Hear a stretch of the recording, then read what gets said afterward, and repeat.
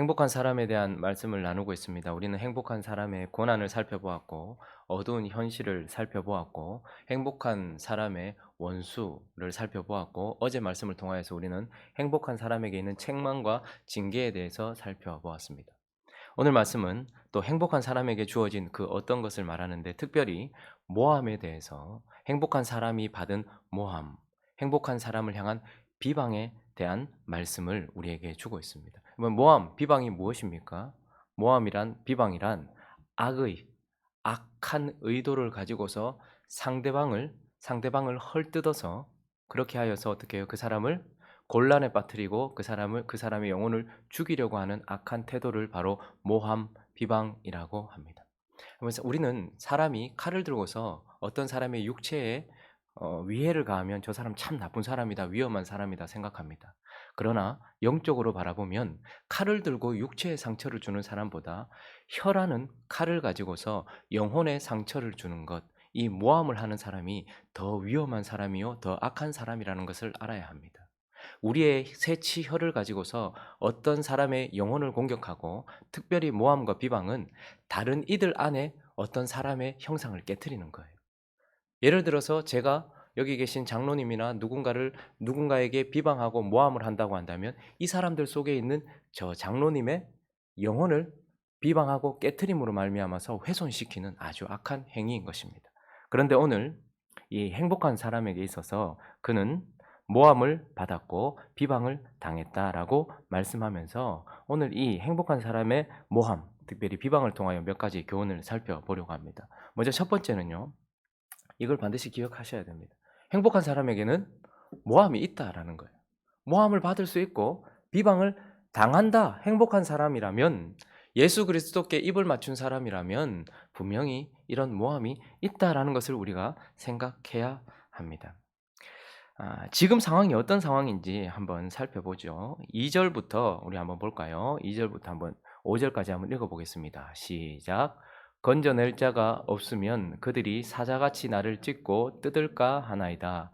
여호와 내 하나님이여, 내가 이런 일을 행하였거니와 내 손에 죄악이 있거나 화친한 자를 악으로 갚았거나 내 대적에게서 까닭 없이 빼앗았거든 원수가 나의 영혼을 쫓아 잡아 내 생명을 땅에 짓밟게 하고 내 영광을 먼지 속에 살게 하소서. 셀라.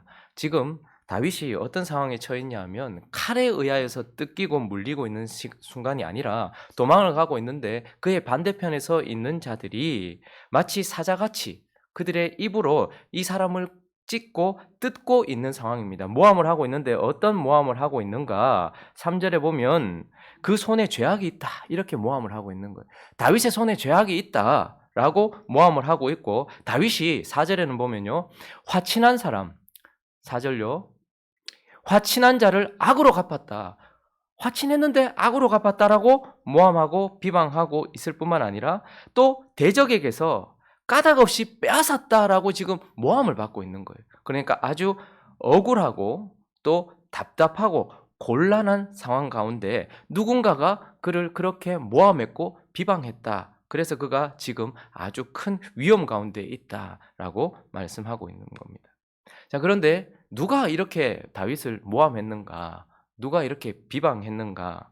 우리 7편에, 시편 7편에 이 표제어를 한번 볼까요? 표제어를 한번 띄워 주시겠습니까? 한번 이 시가 시작된 시작점입니다. 읽어봅니다. 시작. 다윗의 시가yon, 베냐민인 구시의 말에 따라 여호와께 드린 노래. 시가연이라는 걸 어떻게 해석해야 될지 사실 잘 모르겠습니다. 음악적인 용어이기 때문에 어떤 그 당시에 있었던 그런 어떤 음악적인 형식이었을 것입니다. 그런데 어쨌든 지금 다윗이 어떤 상황이냐면 비방을 받고 있는데 누구에게 비방받고 있는 거예요? 굿이라는 사람한테 비방. 그래서 굿이라는 사람의 말 때문에 자기가 뜯기고 찢겨서 지금 어려운 곤란한 상황 가운데 있어서 그 때문에 굿이의 말을 듣고 난 이후에 여호와께 드린 노래라는 거예요. 근데 굿이라는 사람이요, 성경에 여기 딱 한 번 등장해요. 그리고 굿이라는 사람에 대해서 어떠한 어떤 뭐 우리에게 정보를 주지 않습니다. 그러나 한 가지 확실한 건 그가 어떤 사람이라는 거예요. 베냐민이라는 거예요. 베냐민 지파. 자, 다윗이 왕이 되었습니다. 누구를 밀어내고 왕이 되었습니까? 사울. 사울은 무슨 지파입니까? 베냐민 지파인 것입니다. 그러니까 사실 굿시라는 사람은 다윗이 밀어내고, 사실은 하나님이 밀어내셨죠. 밀어내고 하나님이 세우신 사람을 세운 그 자리에 있었던 그 순간 속에 자신의 모든 것을 잃었던 사람입니다. 그러니까 아마 사울의 집안이 점점 약해지고 다윗의 집안이 점점 강해질 때, 그리고 백성들의 마음이 다윗으로 가게 되었을 때 아마 이 굿이라는 사람이 그것에 대하여 비방하고 그렇게 했을 것입니다. 사무엘하 16장을 한번 가볼까요? 7절 8절도 한번 읽어보겠습니다. 시작. 시므이가 저주하는 가운데 이와 같이 말하니라. 피를 흘린 자여 사악한 자여 가거라 가거라. 사울의 족속의 모든 피를 여호와께서 내게로 돌리셨도다. 그를 이어서 네가 왕이 되었으나 여호와께서 나라를 네 아들 압살롬의 손에 넘기셨도다. 보라, 너는 피를 흘린 자이므로 화를 자초하였느니라 하는지라. 누굽니까? 베냐민 지파 시므이가 또 뭐라고 얘기합니까? 압살롬의 반역이 일어났을 때 또 다윗을 모함하고 비방하고 있습니다. 그런데 사실 압살롬이 일어난 이유는 사울 때문이 아닙니다. 전혀 상관이 없는 일이에요. 어쩌면 압살롬이 일어난 건 다윗의 죄 때문이긴 합니다. 그러나 그것이 다윗이 사울을 밀어냈거나 베냐민 지파를 밀어냈기 때문은 전혀 아니었습니다. 그러나 이때에도 어떻게 합니까? 그들은 다윗을 곤란하게 하기 위하여서 혀라는 칼을 들고서 다윗이 가장 아픈 순간에 사람들에게 봐라, 베냐민 지파 사울을 밀어냈더니 이런 일이 있지 않느냐, 하나님도 저를 버렸다라고. 사실은 버림받은 왕은 사울이지만 저는 버림받지 않았다라는 증거가 사실은 압살롬의 반역 아닙니까? 하나님이 그를 버리지 않았다, 징계하고 있다라는 걸 보여주는 상황 속에서도 그는 그렇게 하고 있죠. 사무엘하 20장도 잠깐 볼까요? 20장 1절 2절도 한번 읽어보겠습니다. 있습니다. 시작. 마침 거기에 불량배 하나가 있으니 그의 이름은 세바인데 베냐민 사람 비그리의 아들이었다. 그가 나팔을 불며 이르되 우리는 다윗과 나눌 분깃이 없으며 이새의 아들에게서 받을 유산이 우리에게 없도다. 이스라엘아 각각 장막으로 돌아가라 하매 그때 다 흩어져요. 유다 지파만 남습니다. 이때도 불량배라고 말합니다. 뭐 양아치 이런 이야기가 아니라 하나님 앞에서 그렇다라는 말이에요. 하나님 앞에서 다윗과 우리는 나눌 게 없다 이렇게 말하고 있는 그 사람을 보게 되는 것입니다. 다 누구예요? 베냐민 지파. 그러니까 베냐민 지파 사람이란 그게 굿시가 되었든 시므이가 되었든 그게 누가 되었든지 간에 어떤 사람인 거예요? 자기의 기반과 사울이 밀려나고 다윗이 그 자리에 앉음으로 말미암아서 자기의 기반과 자기의 이득과 자기의 꿈을 빼앗긴 자, 그 사람이 바로 베냐민인 굿시인 것입니다.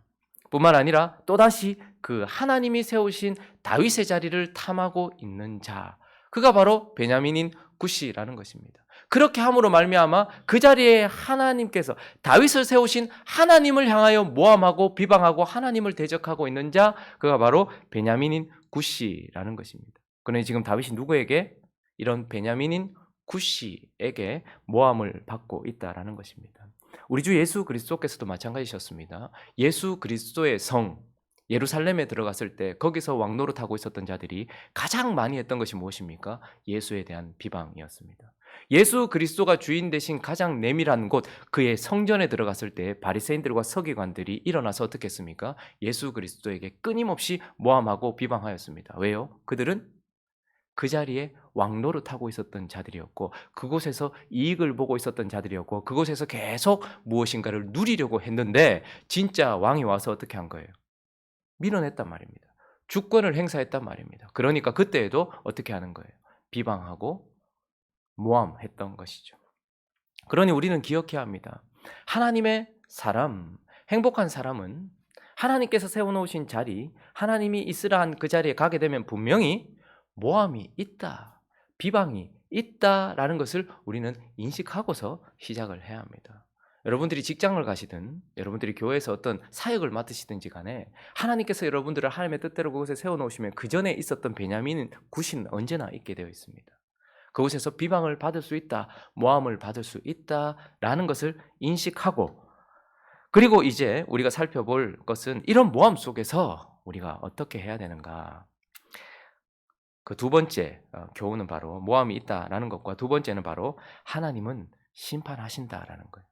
하나님은 판단하신다라는 거예요. 하나님은 그 모함과 비방에 대하여 분명히 액션을 취하시는 분이다라는 것을 우리에게 말씀하고 있습니다. 자, 8절 말씀 한번 읽어볼까요? 8절 있습니다. 시작.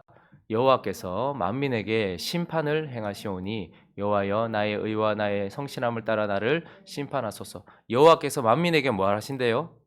심판하신대요. 비방한 자나 비방을 받은 자나 하나님은 지금 판단하고 계신다. 하나님은 심판하고 계신다. 만인을 모든 일을 심판하시는 분이다라고 말씀하고 계십니다. 11절도 읽어봅니다. 11절 시작. 하나님은 의로우신 재판장이시며 매일 분노하시는 하나님. 여러분, 우리 하나님은 만인을 마지막 날에 최종적으로 심판하실 하나님이시기도 하지만 그러나 하나님은 의로우신 재판장이라서 매일 지금 보고 계시며 심판하시는 분이라는 거예요.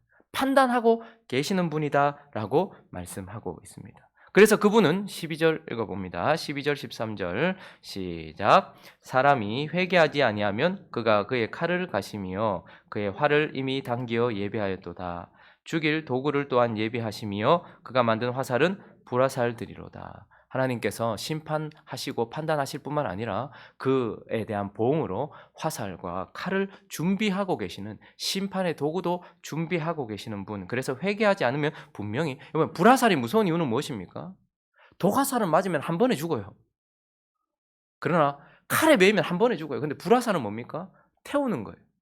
그 사람을 계속 태우는 그런 심판을 준비하고 계시는 분이다라고 말씀하고 있고 15절도 읽어보겠습니다. 시작. 그가 웅덩이를 파 만듦이여 제가 만든 함정에 빠졌다. 여러분, 모함하고 비방하는 사람들은 웅덩이를 파서 그 사람을 떨어뜨리려고 하거든요. 그런데 하나님은 어떤 분이냐면 심판하시되 그런 자들이 자기들이 파놓은, 대부분 모함하는 사람, 비방하는 사람들, 여러분 정치인들 봐도 그렇고 교회에서도 그렇고 모함하고 비방하는 사람들은 대부분 그 사람의 말에 올무가 걸려서 스스로가 파놓은 함정에 빠지게 되어 있습니다.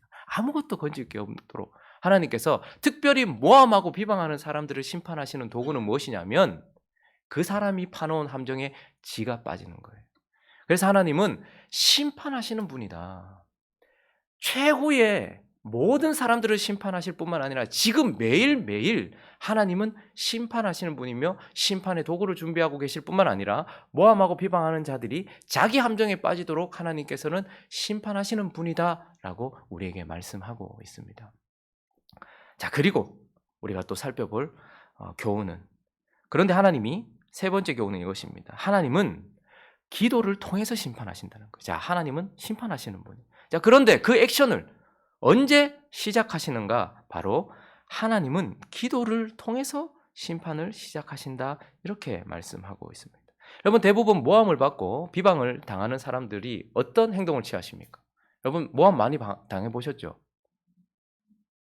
저만 잘못 살았습니까? 비방 많이 안 당해보셨습니까? 회사에서 내가 좀 높은 자리에 있고 혹은 사장이거나 오너면 직원들이 얼마나 비방하는지 몰라요. 얼마나 모함하는지 몰라요. 교회에서도 마찬가지입니다. 좀 열심히 좀 해보려고 하면 얼마나 모함하고 비방하는지 몰라요. 어떤 자리를 맡았어요. 얼마나 모함하고 비방하는지 몰라요. 그런데 그때 모함받고 비방을 당하면 어떤 행동을 취하십니까? 대부분 첫 번째는 모함당한 내용이 아니기 때문에, 억울하기 때문에, 너무 억울하니까 그게 아니라고 사람들에게 가서 불을 끄기 시작해요. 아유, 아니다.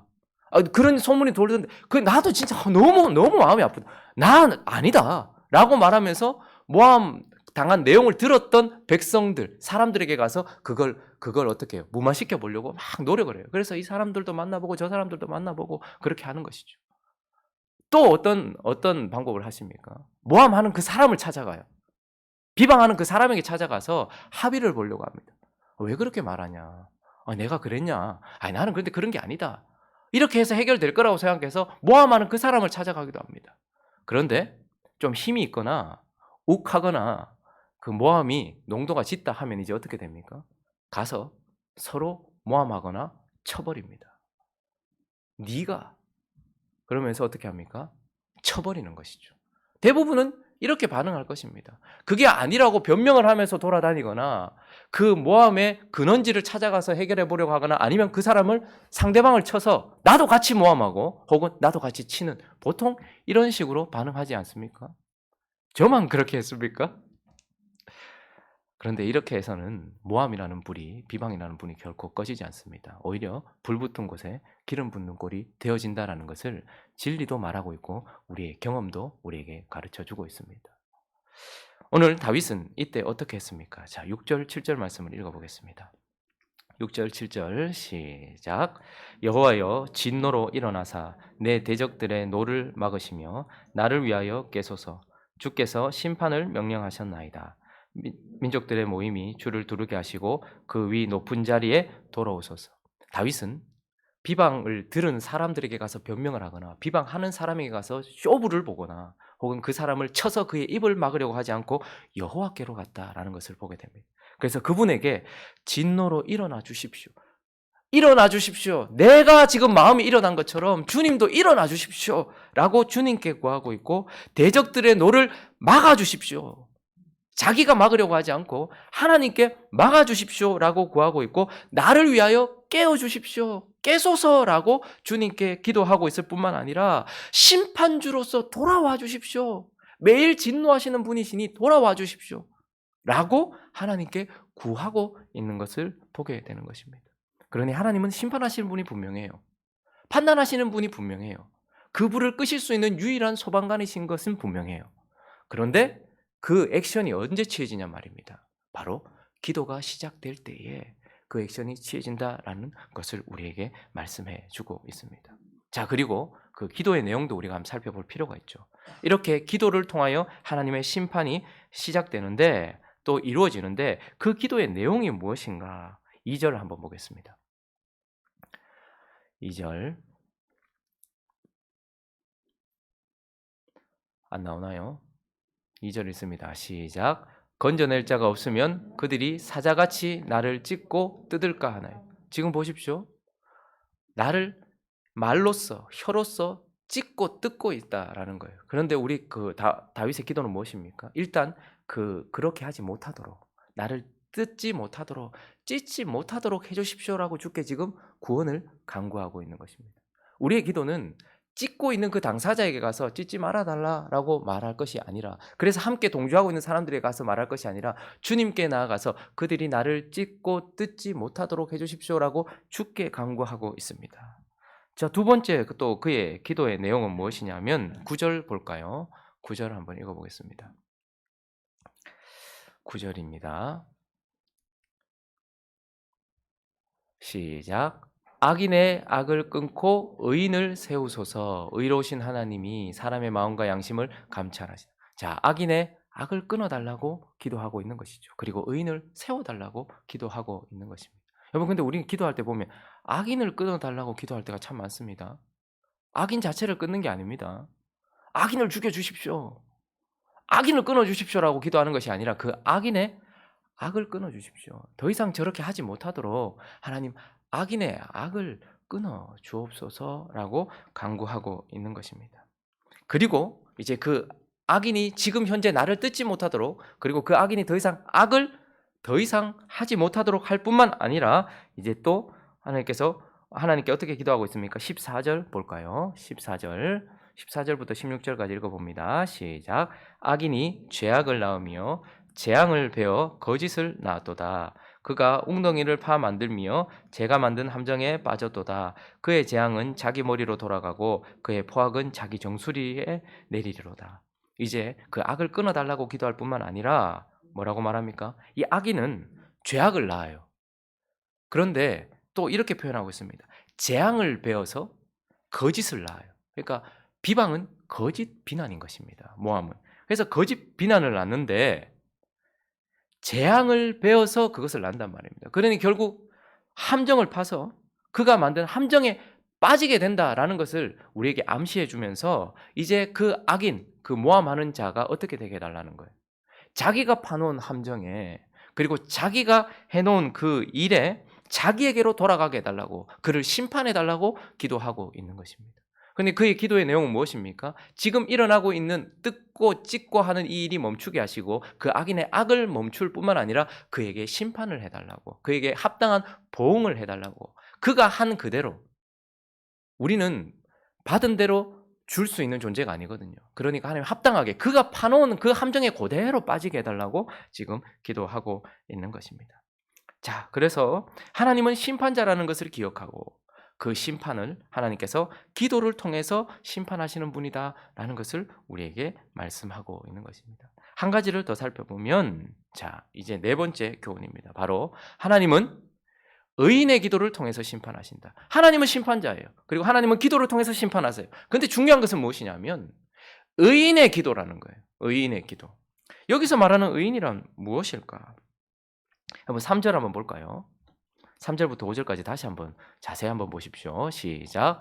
여호와 내 하나님이여, 내가 이런 일을 행하였거니와 내 손에 죄악이 있거나 화친한 자를 악으로 갚았거나 내 대적에게서 까닭없이 빼앗았거든 원수가 나의 영혼을 쫓아잡아 내 생명을 땅에 짓밟게 하고 내 영광을 먼지 속에 살게 하소서. 셀라. 지금 자기의 무고함, 자기는 잘못이 없다라고 지금 다윗이 지금 고백하고 있어요. 그런데 이것이 나는 죄가 없다.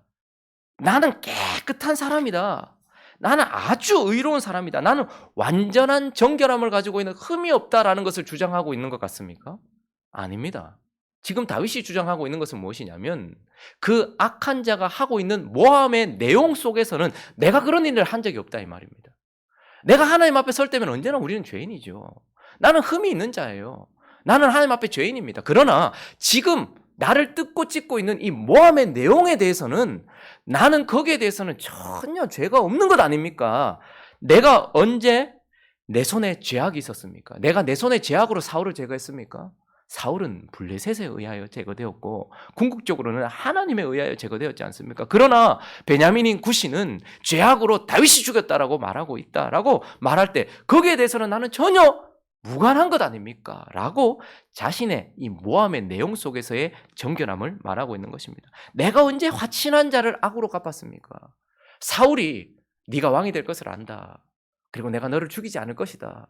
그렇게 말해놓고도 끊임없이 자기를 죽이려고 했고 화친한 것처럼 했었어도 그는 나를 죽이려고 했지만 나는 끝까지 그에게 손을 대지 않았지 않냐고. 나는 화친한 자를 악으로 갚은 적이 없다라고 그 일에 대하여 그 모함에 대해서는 내가 무고하다라고 말하고 있고 내가 언제 대적에게서 까닭없이 무엇을 빼앗았습니까? 아무것도 그렇게 한 적이 없었습니다. 그렇다면 원수가 나의 영혼을 잡아 이렇게 하게 해 주십시오 라고 말하면서 나의 완전한 흠없음을 말하는 것이 아니라 모함당하고 있는 그 일에 대하여 내가 정결하다. 그렇기 때문에 기도하고 있는 거예요. 그러니 이 기도를 통해서 심판하시는 하나님께 어떤 모습으로? 깨끗한 모습으로, 의인의 모습으로 기도하고 있는 것입니다. 그것뿐만 아니라 8절을 한번 볼까요? 그 일에 대하여 그는 무관할 뿐만 아니라 8절은 이렇게 말합니다. 시작. 여호와께서 만민에게 심판을 행하시오니 여호와여 나의 의와 나의 성실함을 따라 나를 심판. 여러분 지금 심판을 하시기 전에 먼저 누구부터 심판해 달라고 말하는 거예요? 누구부터 판단해 보라고 말하는 거예요? 나를이라고 말합니다.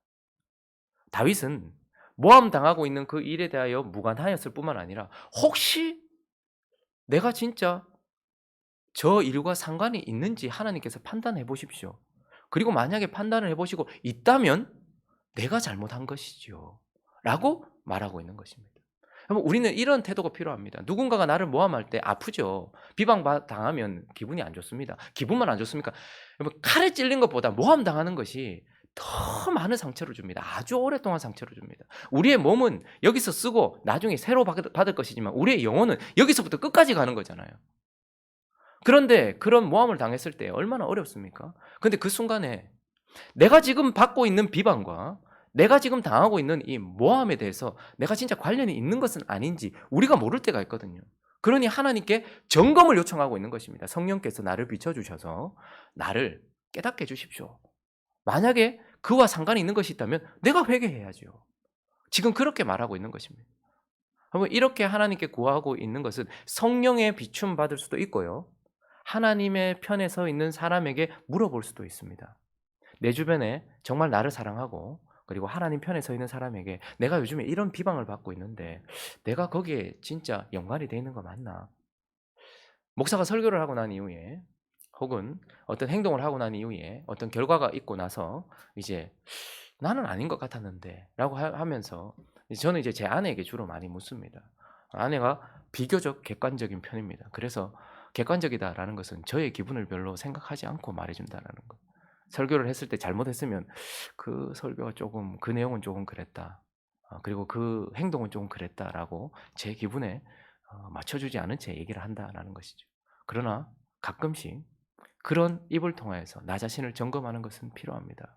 아프죠. 목사가 설교하고 난 이후에 설교를 평가받는다는 것, 목사가 어떤 행동을 하고 난 이후에 그 행동에 대해 평가받는 것이 아프죠.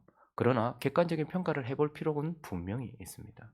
내가 누군가에게 비방을 받고 있고 내가 누군가의 모함을 받았다라면 그것에 내가 정말 상관이 있는가, 나 자신만 성령 앞에서만 점검할 것이 아니라 하나님이 세우신 누군가를 통하여서 점검해 보라는 거예요.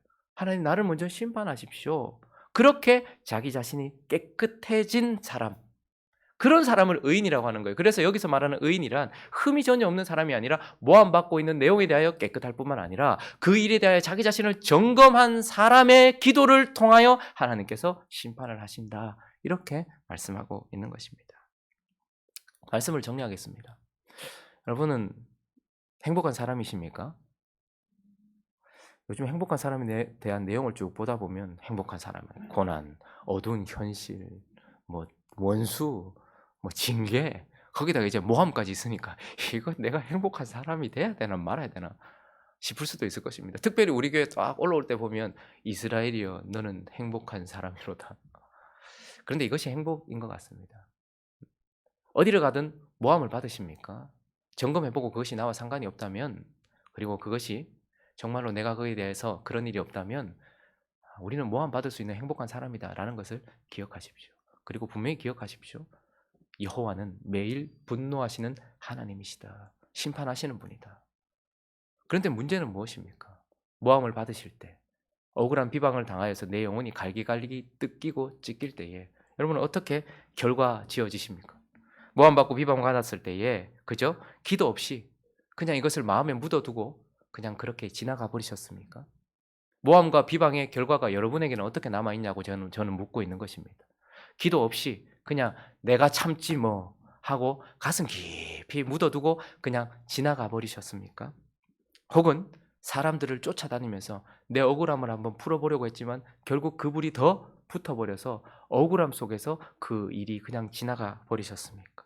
혹은 나를 비방하고 모함한 사람과 원수가 되고 결국 그를 공격하는 자리까지 가버리셨습니까?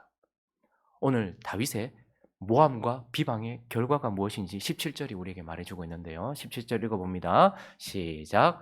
내가 여호와께 그의 의를 따라 감사하며 지존하신 여호와의 이름을 찬양하리로다. 모함과 비방의 끝에서 다윗은 감사와 찬양을 올려드렸습니다. 우리의 끝과 다윗의 끝이 전혀 다르다는 것을 볼 필요가 있겠죠. 행복한 사람은 모함과 비방 속에서 하나님이 심판하시는 분이다.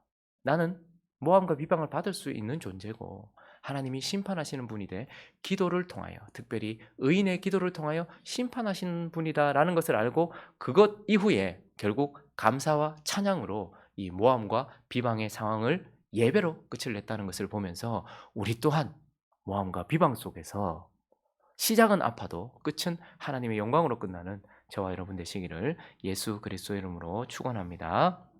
같이 한번 기도하겠습니다. 우리가 받는 모함과 비방이 내가 행복한 사람이라면 예수 그리스도와 상관이 있다는 것을 기억하면서 행복한 사람에게는 모함이 있다는 것을 기억하십시오. 그리고 그것이 예배로 끝나도록 오늘의 내용을 쭉 살펴보면서 마음에 새기고, 만약에 이런 상황 속에 있다면 또다시 예배가 드려지는 우리가 될 수 있게 달라고, 또 각자의 기도 제목들을 가지고 또 우리 이렇게 기도했으면 좋겠습니다. 이제 사회적 거리두기에서 이제 생활 방역으로 넘어갔죠. 완전히 종식되면 좋겠습니다. 계약을 해도 또 우리가 이제 일상으로 돌아가도 이 문제들이 깨끗하게 해결되어지고 또 우리의 영적인 바이러스들도 해결되어지게 해달라고, 또 이 사회와 우리 교회의 현실을 놓고서 각자의 기도 제목들을 가지고 함께 기도하며 나갑니다. 기도하겠습니다.